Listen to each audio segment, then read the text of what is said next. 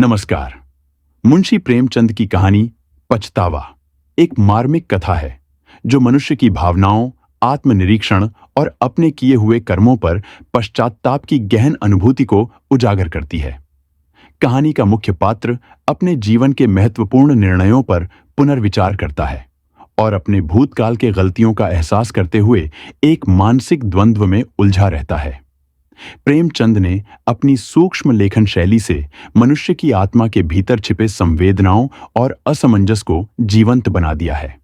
यह कहानी न केवल एक व्यक्ति की कथा है, बल्कि समाज में व्याप्त स्वार्थ और आत्म केंद्रितता पर एक गंभीर टिप्पणी भी है। पछतावा हमें यह सोचने पर विवश करता है कि क्या हम भी जीवन में किसी न किसी मोड़ पर कुछ ऐसा कर बैठते हैं जिसके लिए हमें भविष्य में पछताना पड़ता है। आइए सुनते हैं मुंशी प्रेमचंद की कहानी पछतावा। पंडित दुर्गानाथ जब कॉलेज से निकले तो उन्हें जीवन निर्वाह की चिंता उपस्थित हुई। वे दयालु और धार्मिक थे। इच्छा थी कि ऐसा काम करना चाहिए जिससे अपना जीवन भी साधारणतः सुखपूर्वक व्यतीत हो और दूसरों के साथ भलाई और सदाचरण का भी अवसर मिले। वे सोचने लगे, यदि किसी कार्यालय में क्लर्क बन जाऊं तो अपना निर्वाह हो सकता है, किंतु सर्वसाधारण से कुछ भी संबंध न रहेगा। वकालत में प्रविष्ट हो जाऊं तो दोनों बातें संभव हैं, किंतु अनेकानेक यत्न करने पर भी अपने को पवित्र रखना कठिन होगा। पुलिस विभाग में दीन पालन और परोपकार के लिए बहुत से अवसर मिलते रहते हैं, किंतु एक स्वतंत्र और सद्विचार प्रिय मनुष्य के लिए वहां की हवा हानिप्रद है। शासन विभाग में नियम और नीतियों की भरमार रहती है। कितना ही चाहो, पर वहां कड़ाई और डांट टपट से बचे रहना असंभव है। इसी प्रकार बहुत सोच विचार के पश्चात उन्होंने निश्चय किया कि किसी जमींदार के यहां मुख्ताराम बन जाना चाहिए। वेतन तो अवश्य कम मिलेगा, किंतु दीन खेतीहरों से रात दिन संबंध रहेगा। उनके साथ सद्व्यवहार का अवसर मिलेगा। साधारण जीवन निर्वाह होगा और विचार दृढ़ होंगे। कुंवर विशाल सिंह जी एक संपत्तिशाली जमींदार थे। दुर्गानाथ ने उनके पास जाकर प्रार्थना की कि मुझे भी अपनी सेवा में रखकर कृतार्थ कीजिए। कुंवर साहब ने इन्हें सिर से पैर तक देखा और कहा, पंडित जी, आपको अपने यहां रखने में मुझे बड़ी प्रसन्नता होती, किंतु आपके योग्य मेरे यहां कोई स्थान नहीं देख पड़ता। दुर्गानाथ ने कहा, मेरे लिए किसी विशेष स्थान की आवश्यकता नहीं है। मैं हर एक काम कर सकता हूं। वेतन आप जो कुछ प्रसन्नता पूर्वक देंगे मैं स्वीकार करूंगा। मैंने तो यह संकल्प कर लिया है कि सिवा किसी रईस के और किसी की नौकरी न करूंगा। कुंवर विशाल सिंह ने अभिमान से कहा, रईस की नौकरी नौकरी नहीं, राज्य है। मैं अपने चपरासियों को 2 रुपया माहवार देता हूं और वे तंजेब के अग्रखे पहनकर निकलते हैं। उनके दरवाजों पर घोड्डे बंधे हुए हैं। मेरे कारिंदे 5 रुपये से अधिक नहीं पाते, किंतु शादी विवाह वकीलों के यहां करते हैं। न जाने उनकी कमाई में क्या बरकत होती है। बरसों तनख्वाह का हिसाब नहीं करते। कितने ऐसे हैं जो बिना तनख्वाह के कारिंदगी या चपरासगिरी को तैयार बैठे हैं, परंतु अपना यह नियम नहीं। समझ लीजिए, मुख्तार आम अपने इलाके में एक बड़े जमींदार से अधिक रोब रखता है। उसका ठाट बाट और उसकी हुकूमत छोटे छोटे राजाओं से कम नहीं। जिसे इस नौकरी का चस्का लग गया है, उसके सामने तहसीलदारी झूठी है। पंडित दुर्गानाथ ने कुंवर साहब की बातों का समर्थन किया, जैसा कि करना उनकी सभ्यतानुसार उचित था। वे दुनियादारी में अब भी कच्चे थे। बोले, मुझे अब तक किसी रईस की नौकरी का चस्का नहीं लगा है। मैं तो अभी कॉलेज से निकला आता हूं और न मैं इन कारणों से नौकरी करना चाहता हूं जिनका कि आपने वर्णन किया, किंतु इतने कम वेतन में मेरा निर्वाह न होगा। आपके और नौकर असामियों का गला दबाते होंगे। मुझसे मरते समय तक ऐसे कार्य न होंगे। यदि सच्चे नौकर का सम्मान होना निश्चय है तो मुझे विश्वास है कि बहुत शीघ्र आप मुझसे प्रसन्न हो जाएंगे। कुंवर साहब ने बद्धी दृढ़ता से कहा, हाँ, यह तो निश्चय है कि सत्यवादी मनुष्य का आदर सब कहीं होता है, किंतु मेरे यहां तनख्वाह अधिक नहीं दी जाती। जमींदार के इस प्रतिष्ठा शून्य उत्तर को सुनकर पंडित जी कुछ खिन्न हृदय से बोले, तो फिर मजबूरी है। मेरे द्वारा इस समय कुछ कष्ट आपको हो तो क्षमा कीजिएगा, किंतु मैं आपसे कह सकता हूं कि ईमानदार आदमी आपको सस्ता न मिलेगा। कुंवर साहब ने मन में सोचा कि मेरे यहां सदा अदालत कचहरी लगी ही रहती है। सैकड़ों रुपये तो डिग्री और तजवीज़ों तथा और अंग्रेजी कागजों के अनुवाद में लग जाते हैं। एक अंग्रेजी का पूर्ण पंडित सहज ही में मिल रहा है। 100 भी अधिक तनख्वाह नहीं देनी पड़ेगी। इसे रख लेना ही उचित है। लेकिन पंडित जी की बात का उत्तर देना आवश्यक था। अतः कहा, महाशय, सत्यवादी मनुष्य को कितना ही कम वेतन दिया जाए, वह सत्य को न छोड़ेगा और न अधिक वेतन पाने से बेईमान सच्चा बन सकता है। सच्चाई का रुपए से कुछ संबंध नहीं। मैंने ईमानदार कुली देखे हैं और बेईमान बड़े बड़े धनाढ्य पुरुष। परंतु अच्छा, आप एक सज्जन पुरुष हैं। आप मेरे यहां प्रसन्नतापूर्वक रहिए। मैं आपको एक इलाके का अधिकारी बना दूंगा और आपका काम देखकर तरक्की भी कर दूंगा। दुर्गानाथ जी ने 20 रोमरी मासिक पर रहना स्वीकार कर लिया। यहां से कोई 2.5 मील पर कई गांवों का एक इलाका चांदपार के नाम से विख्यात था। पंडित जी इसी इलाके के कारिंदे नियत हुए। पंडित दुर्गानाथ ने चांदपार के इलाके में पहुंचकर अपने निवास स्थान को देखा तो उन्होंने कुंवर साहब के कथन को बिल्कुल सत्य पाया। यथार्थ में रियासत की नौकरी सुख संपत्ति का घर है। रहने के लिए सुंदर बंगला है जिसमें बहुमूल्य बिछौना बिछा हुआ था, सैकड़ों बीघे की सीर, कई नौकर चाकर, कितने ही चपरासी सवारी के लिए एक सुंदर टागन सुख ठाट बाट के सारे सामान उपस्थित। किंतु इस प्रकार की सजावट और विलास की सामग्री देखकर उन्हें उतनी प्रसन्नता न हुई, क्योंकि इसी सजे हुए बगले के चारों ओर किसानों के झोंपड़े थे। फूस के घरों में मिट्टी के बर्तनों के सिवा और सामान ही क्या था। वहां के लोगों में वह बगला कोट के नाम से विख्यात था। लड़के उसे भय की दृष्टि से देखते। उसके चबूतरे पर पैर रखने का उन्हें साहस न पड़ता। इस दीनता के बीच में इतना बड़ा ऐश्वर्य युक्त दृश्य उनके लिए अत्यंत हृदय विदारक था। किसानों की यह दशा थी कि सामने आते हुए थर-थर कांपते थे। चपरासी लोग उनसे ऐसा बर्ताव करते थे कि पशुओं के साथ भी वैसा नहीं होता। पहले ही दिन कई 100 किसानों ने पंडित जी को अनेक प्रकार के पदार्थ भेंट के रूप में उपस्थित किए, किंतु जब वे सब लौटा दिए गए तो उन्हें बहुत आश्चर्य हुआ। किसान प्रसन्न हुए, किंतु चपरासियों का रक्त उबलने लगा। नाई और कहार खिदमत को आए, किंतु लौटा दिए गए। अहीरों के घरों से दूध से भरा हुआ मटका आया, वह भी वापस हुआ। तमोली एक ढोली पान लाया, किंतु वह भी स्वीकार न हुआ। असामी आपस में कहने लगे कि कोई धर्मात्मा पुरुष आए हैं, परंतु चपरासियों को तो ये नई बातें असह्य हो गईं। उन्होंने कहा, हुजूर, अगर आपको ये चीजें पसंद न हों तो न लें, मगर रस्म को तो न मिटाएं। अगर कोई दूसरा आदमी यहां आएगा तो उसे नए सिरे से यह रस्म बांधने में कितनी दिक्कत होगी। यह सब सुनकर पंडित जी ने केवल यही उत्तर दिया, जिसके सिर पर पड़ेगा वह भुगत लेगा। मुझे इसकी चिंता करने की क्या आवश्यकता। एक चपरासी ने साहस बांधकर कहा, इन असामियों को आप जितना गरीब समझते हैं उतने गरीब ये नहीं है। इनका ढंग ही ऐसा है, भेष बनाए रहते हैं। देखने में ऐसे सीधे साधे मानो बेसिंग की गाय हैं, लेकिन सच मानिए इनमें का एक एक आदमी हाई कोर्ट का वकील है। चपरासियों के इस वाद विवाद का प्रभाव पंडित जी पर कुछ न हुआ। उन्होंने प्रत्येक गृहस्थ से दयालुता और भाईचारे का आचरण करना आरंभ किया। सवेरे से 8 बजे तक तो गरीबों को बिना दाम औषधियां देते, फिर हिसाब किताब का काम देखते। उनके सदाचरण ने असामियों को मोह लिया। मालगुजारी का रुपया, जिसके लिए प्रतिवर्ष कुर्की तथा नीलामी की आवश्यकता होती थी, इस वर्ष एक इशारे पर वसूल हो गया। किसानों ने अपने भाग्य सराहे और वे मनाने लगे कि हमारे सरकार की दिनों दिन बढ़ती हो। कुंवर विशाल सिंह अपनी प्रजा के पालन पोषण पर बहुत ध्यान रखते थे।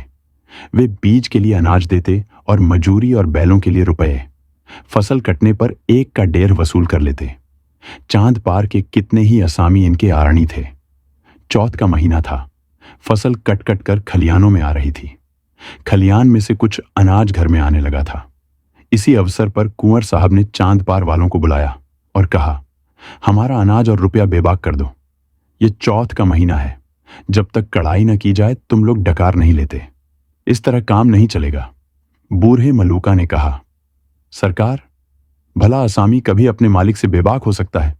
कुछ अभी ले लिया जाए, कुछ फिर दे देंगे। हमारी गर्दन तो सरकार की मुट्ठी में है। कुंवर साहब, आज कौड़ी कौड़ी चुकाकर यहां से उठने पाओगे। तुम लोग हमेशा इसी तरह हीला हवाला किया करते हो। मलूका विनय के साथ, हमारा पेट है, सरकार की रोटियां हैं, हमको और क्या चाहिए। जो कुछ उपज है वह सब सरकार ही की है। कुंवर साहब से मलूका की यह वाचालता सही न गई। उन्हें इस पर क्रोध आ गया। राजा रईस ठहरे। उन्होंने बहुत कुछ खरी खोटी सुनाई और कहा, कोई है, जरा इस बुढ़े का कान तो गर्म करो, वह बहुत बरबर कर बातें करता है। उन्होंने तो कदाचित धमकाने की इच्छा से कहा, किंतु चपरासी कादिर खां ने लपक कर बूढ़े की गर्दन पकड़ी और ऐसा धक्का दिया कि बेचारा जमीन पर जा गिरा। मलूका के 2 जवान बेटे वहां चुपचाप खड़े थे। बाप की ऐसी दशा देखकर उनका रक्त गर्म हो उठा।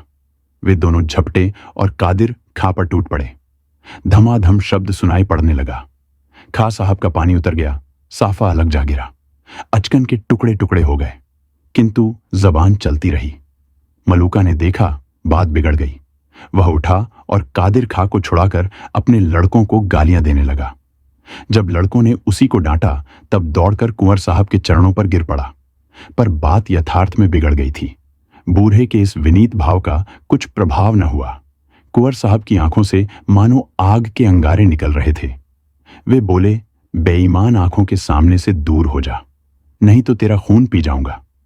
बूढ़े के शरीर में रक्त तो अब वैसा न रहा था, किंतु कुछ गर्मी अवश्य थी।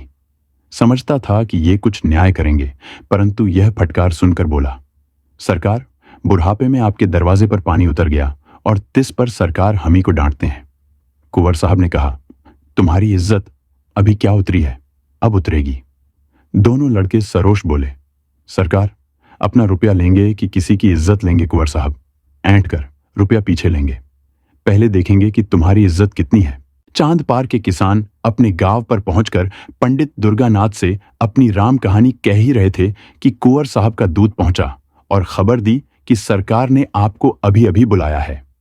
दुर्गानाथ ने असामियों को परितोष दिया और आप घोड़े पर सवार होकर दरबार में हाजिर हुए। कुंवर साहब की आंखें लाल थीं, मुख की आकृति भयंकर हो रही थी। कई मुख्तार और चपरासी बैठे हुए आग पर तेल डाल रहे थे। पंडित जी को देखते ही कुंवर साहब बोले, चांद पार वालों की हरकत आपने देखी? पंडित जी ने नम्र भाव से कहा, जी हां, सुनकर बहुत शोक हुआ। ये तो ऐसे सरकश न थे। कुंवर साहब, ये सब आप ही के आगमन का फल है। आप अभी स्कूल के लड़के हैं। आप क्या जाने कि संसार में कैसे रहना होता है। यदि आपका बर्ताव असामियों के साथ ऐसा ही रहा तो फिर मैं जमींदारी कर चुका। यह सब आपकी करनी है। मैंने इसी दरवाजे पर असामियों को बांध बांध कर उलटे लटका दिया है और किसी ने छू तक न की। आज उनका यह साहस कि मेरे ही आदमी पर हाथ चलाएं। दुर्गानाथ कुछ दबते हुए, महाशय, इसमें मेरा क्या अपराध? मैंने तो जब से सुना है तभी से स्वयं सोच में पड़ा हूं। कुंवर साहब, आपका अपराध नहीं तो किसका है? आप ही ने तो इनको सिर चढ़ाया। बेगार बंद कर दी। आप ही उनके साथ भाईचारे का बर्ताव करते हैं, उनके साथ हंसी मजाक करते हैं। ये छोटे आदमी इस बर्ताव की कदर क्या जाने? किताबी बातें स्कूलों ही के लिए हैं। दुनिया के व्यवहार का कानून दूसरा है। अच्छा, जो हुआ सो हुआ। अब मैं चाहता हूं कि इन बदमाशों को इस सरकशी का मजा चखाया जाए। असामियों को आपने मालगुजारी की रसीदें तो नहीं दी हैं दुर्गानाथ? कुछ डरते हुए, जी नहीं, रसीदें तैयार हैं, लेकिन आपके हस्ताक्षरों की देर है। कुंवर साहब कुछ संतुष्ट होकर, यह बहुत अच्छा हुआ, शकुन अच्छे हैं। अब आप इन रसीदों को चिरागली के सिपुर्द कीजिए। इन लोगों पर बकाया लगान की नालिश की जाएगी, फसल नीलाम कर लूंगा। जब भूखे मरेंगे तब सूझेगी। जो रुपया अब तक वसूल हो चुका है वह बीज और आरण के खाते में चढ़ा लीजिए। आपको केवल यह गवाही देनी होगी कि यह रुपया मालगुजारी के मद में नहीं, कर्ज में वसूल हुआ है। बस। दुर्गानाथ चिंतित हो गए। सोचने लगे कि क्या यहां भी उसी आपत्ति का सामना करना पड़ेगा जिससे बचने के लिए इतने सोच विचार के बाद इस शांति कुटीर को ग्रहण किया था। क्या जानबूझकर इन गरीबों की गर्दन पर छुरी फेरूं, इसलिए कि मेरी नौकरी बनी रहे? नहीं, यह मुझसे ना होगा। बोले, क्या मेरी शहादत बिना काम न चलेगा कुंवर साहब? क्रोध से, क्या इतना कहने में भी आपको कोई उज्र है? दुर्गानाथ द्विविधा में पड़े हुए, जी, यूं तो मैंने आपका नमक खाया है। आपकी प्रत्येक आज्ञा का पालन करना मुझे उचित है, किंतु न्यायालय में मैंने गवाही नहीं दी है। संभव है कि यह कार्य मुझसे न हो सके, अतः मुझे तो क्षमा ही कर दिया जाए। कुंवर साहब, शासन के ढंग से यह काम आपको करना पड़ेगा, इसमें हां नहीं की कोई आवश्यकता नहीं। आग आपने लगाई है, बुझाएगा कौन? दुर्गानाथ दृढ़ता के साथ, मैं झूठ कदापि नहीं बोल सकता और न इस प्रकार की शहादत दे सकता हूं। कुंवर साहब, कोमल शब्दों में, कृपा निधान, यह झूठ नहीं है। मैंने झूठ का व्यापार नहीं किया है। मैं यह नहीं कहता कि आप रुपये का वसूल होना अस्वीकार कर दीजिए। जब असामी मेरे आरणी हैं तो मुझे अधिकार है कि चाहे रुपया आरण की मद में वसूल करूं या मालगुजारी की मद में। यदि इतनी सी बात को आप झूठ समझते हैं तो आपकी जबरदस्ती है। अभी आपने संसार देखा नहीं। ऐसी सच्चाई के लिए संसार में स्थान नहीं। आप मेरे यहां नौकरी कर रहे हैं। इस सेवक धर्म पर विचार कीजिए। आप शिक्षित और होनहार पुरुष हैं। अभी आपको संसार में बहुत दिन तक रहना है और बहुत काम करना है। अभी से आप यह धर्म और सत्यता धारण करेंगे तो अपने जीवन में आपको विपत्ति और निराशा के सिवा और कुछ प्राप्त न होगा। सत्य प्रियता अवश्य उत्तम वस्तु है, किंतु उसकी भी सीमा है, अति सर्वत्र वर्जयेत। अब अधिक सोच विचार की आवश्यकता नहीं। यह अवसर ऐसा ही है। कुंवर साहब पुराने खुर्राट थे। इस फेंकनैत से युवक खिलाड़ी हार गया। इस घटना के तीसरे दिन चांद पार के असामियों पर बकाया लगान की नालिश हुई। सम्मन आए। घर घर उदासी छा गई। सम्मन क्या थे? यम के दूत थे। देवी देवताओं की मिन्नतें होने लगीं। स्त्रियां अपने घर वालों को कोसने लगीं और पुरुष अपने भाग्य को। नियत तारीख के दिन गांव के गवार कंधे पर लौटा डोर रखे और अगोछे में चबेना बांधे कचहरी को चले। सैकड़ों स्त्रियां और बालक रोते हुए उनके पीछे पीछे जाते थे, मानो अब वे फिर उनसे न मिलेंगे। पंडित दुर्गानाथ के 3 दिन कठिन परीक्षा के थे। एक ओर कुंवर साहब की प्रभावशालिनी बातें, दूसरी ओर किसानों की हाय हाय। परंतु विचार सागर में 3 दिन निमग्न रहने के पश्चात उन्हें धरती का सहारा मिल गया। उनकी आत्मा ने कहा, यह पहली परीक्षा है। यदि इसमें अनुत्तीर्ण रहे तो फिर आत्मिक दुर्बलता ही हाथ रह जाएगी। निदान निश्चय हो गया कि मैं अपने लाभ के लिए इतने गरीबों को हानि न पहुंचाऊंगा। 10 बजे दिन का समय था। न्यायालय के सामने मेला सा लगा हुआ था, जहां तहां श्याम वस्त्र छादित देवताओं की पूजा हो रही थी। चांद पार के किसान झुंड के झुंड एक पेड़ के नीचे आकर बैठे। उनसे कुछ दूर पर कुंवर साहब के मुख्ताराम सिपाहियों और गवाहों की भीड़ थी। ये लोग अत्यंत विनोद में थे। जिस प्रकार मछलियां पानी में पहुंचकर किलोलें करती हैं, उसी भांति ये लोग भी आनंद में चूर थे। कोई पान खा रहा था, कोई हलवाई की दुकान से पूरियों की पत्तल लिए चला आता था। उधर बेचारे किसान पेड़ के नीचे चुपचाप उदास बैठे थे कि आज न जाने क्या होगा, कौन आफत आएगी। भगवान का भरोसा है। मुकदमे की पेशी हुई। कुंवर साहब की ओर के गवाह गवाही देने लगे कि असामी बड़े सरकश हैं। जब लगान मांगा जाता है तो लड़ाई झगड़े पर तैयार हो जाते हैं। अब कि इन्होंने एक कौड़ी भी नहीं दी। कादिर खां ने रोकर अपने सिर की चोट दिखाई। सबसे पीछे पंडित दुर्गानाथ की पुकार हुई। उन्हीं के बयान पर निपटारा होना था। वकील साहब ने उन्हें खूब तोते की भांति पढ़ा रखा था, किंतु उनके मुख से पहला वाक्य निकला ही था कि मैजिस्ट्रेट ने उनकी ओर तीव्र दृष्टि से देखा। वकील साहब बगलें झांकने लगे। मुख्ताराम ने उनकी ओर घूर कर देखा।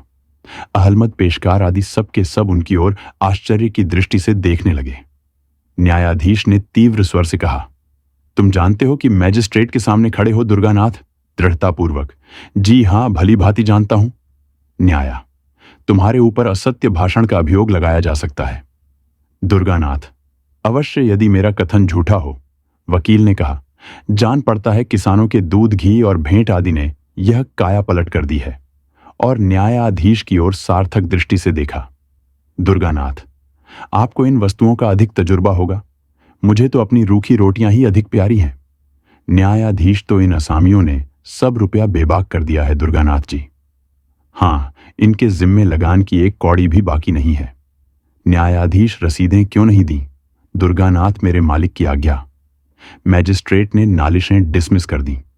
कुंवर साहब को ज्यों ही इस पराजय की खबर मिली, उनके कोप की मात्र सीमा से बाहर हो गई। उन्होंने पंडित दुर्गानाथ को सैकड़ों कुवाक्य कहे, नम कह राम, विश्वासघाती दुष्ट। मैंने उसका कितना आदर किया, किंतु कुत्ते की पूंछ कहीं सीधी हो सकती है। अंत में विश्वासघात कर ही गया। यह अच्छा हुआ कि पमजोर दुर्गानाथ मैजिस्ट्रेट का फैसला सुनते ही मुख्ताराम को कुंजिया और कागज पत्र सुपुर्द कर चलते हुए। नहीं तो उन्हें इस कार्य के फल में कुछ दिन हल्दी और गुड़ पीने की आवश्यकता पड़ती। कुंवर साहब का लेन देन विशेष अधिक था। चाँद पार बहुत बड़ा इलाका था। वहां के असामियों पर कई 100 रुपए बाकी थे। उन्हें विश्वास हो गया कि अब रुपया डूब जाएगा, वसूल होने की कोई आशा नहीं। इस पंडित ने असामियों को बिल्कुल बिगाड़ दिया। अब उन्हें मेरा क्या डर, अपने कारिंदों और मंत्रियों से सम्मति ली। उन्होंने भी यही कहा, अब वसूल होने की कोई सूरत नहीं। कागजात न्यायालय में पेश किए जाएं तो इनकम टैक्स लग जाएगा, किंतु रुपया वसूल होना कठिन है।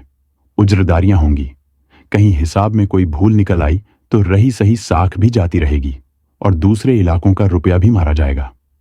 दूसरे दिन कुंवर साहब पूजा पाठ से निश्चिंत हो अपने चौपाल में बैठे तो क्या देखते हैं कि चाँद पार के असामी झुंड के झुंड चले आ रहे हैं। उन्हें यह देखकर भय हुआ कि कहीं ये सब कुछ उपद्रव तो न करेंगे, किंतु किसी के हाथ में एक छड़ी तक न थी। मलूका आगे आगे आता था। उसने दूर ही से झुककर वंदना की।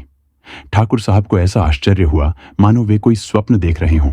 मलूका ने सामने आकर विनयपूर्वक कहा, सरकार, हम लोगों से जो कुछ भूल चूक हुई हो उसे क्षमा किया जाए।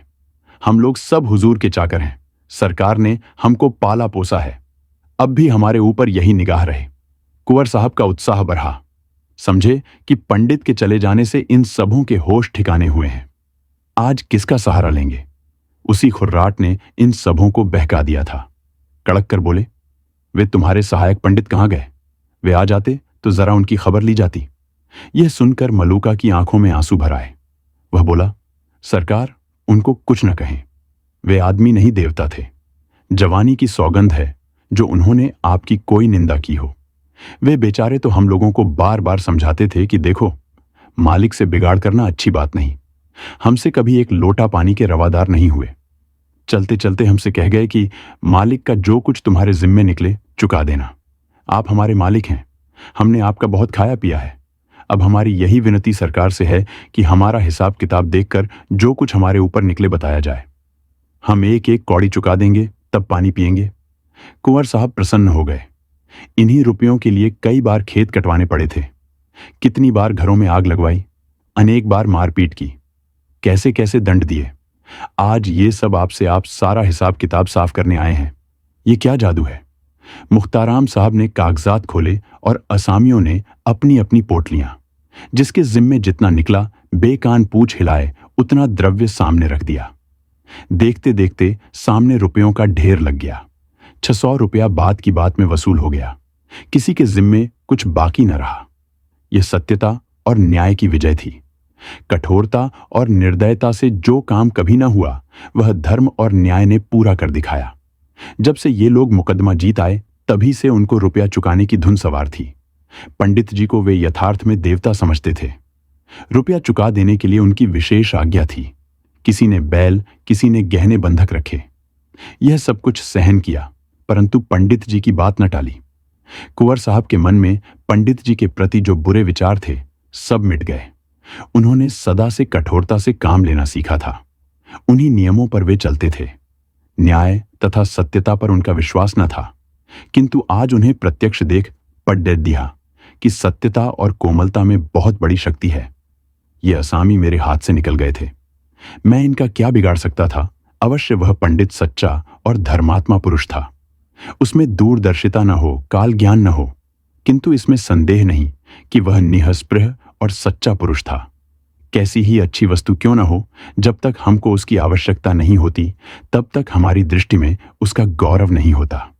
हरी दूब भी किसी समय अशर्फियों के मोल बिक जाती है। कुंवर साहब का काम एक निःस्पृह मनुष्य के बिना नहीं रुक सकता था।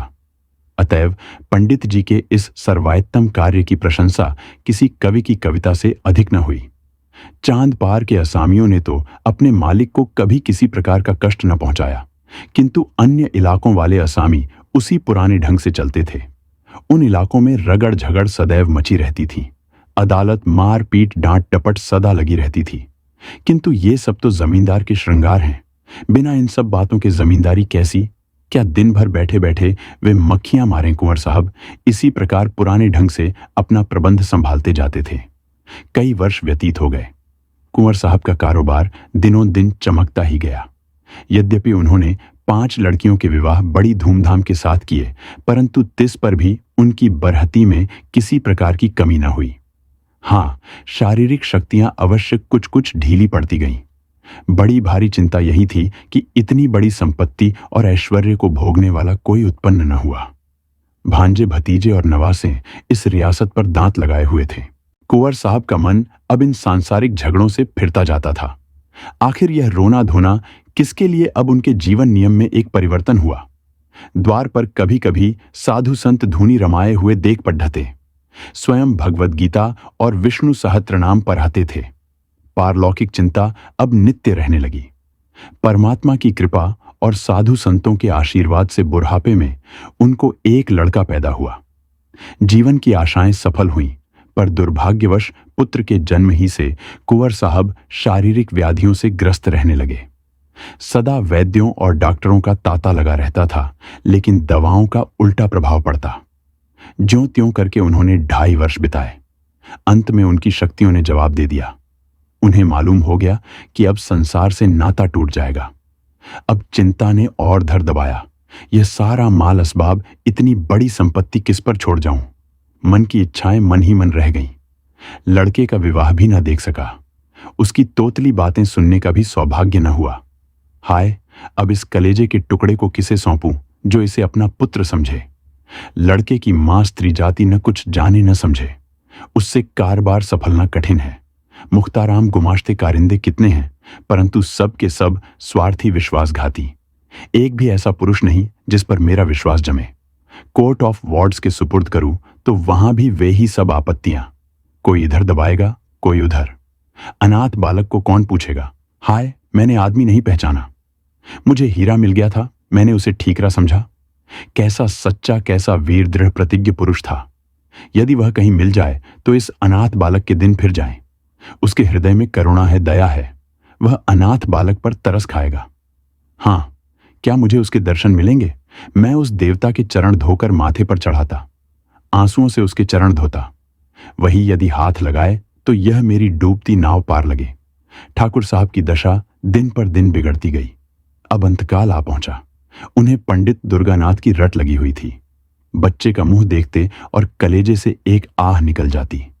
बार बार पछताते और हाथ मलते। हाय, उस देवता को कहां पाऊं जो कोई उसके दर्शन करा दे। आधी जायदाद उस पर न्योछावर कर दूं। प्यारे पंडित, मेरे अपराध क्षमा करो। मैं अंधा था, अज्ञानी था। अब मेरी बांह पकड़ो, मुझे डूबने से बचाओ। इस अनाथ बालक पर तरस खाओ। हितार्थी और संबंधियों का समूह सामने खड़ा था। कुंवर साहब ने उनकी ओर अधखुली आंखों से देखा। सच्चा हितैषी कहीं देख न पड़ा। सबके चेहरे पर स्वार्थ की झलक थी। निराशा से आंखें मूंद लीं। उनकी स्त्री फूट फूट कर रो रही थी। निदान उसे लज्जा त्यागनी पड़ी। वह रोती हुई पास जाकर बोली, प्राणनाथ, मुझे और इस असहाय बालक को किस पर छोड़े जाते हो? कुंवर साहब ने धीरे से कहा, पंडित दुर्गानाथ पर। वे जल्द आएंगे।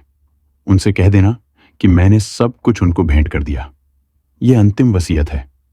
फिर मिलते हैं मुंशी प्रेमचंद की अन्य कहानी के साथ। धन्यवाद।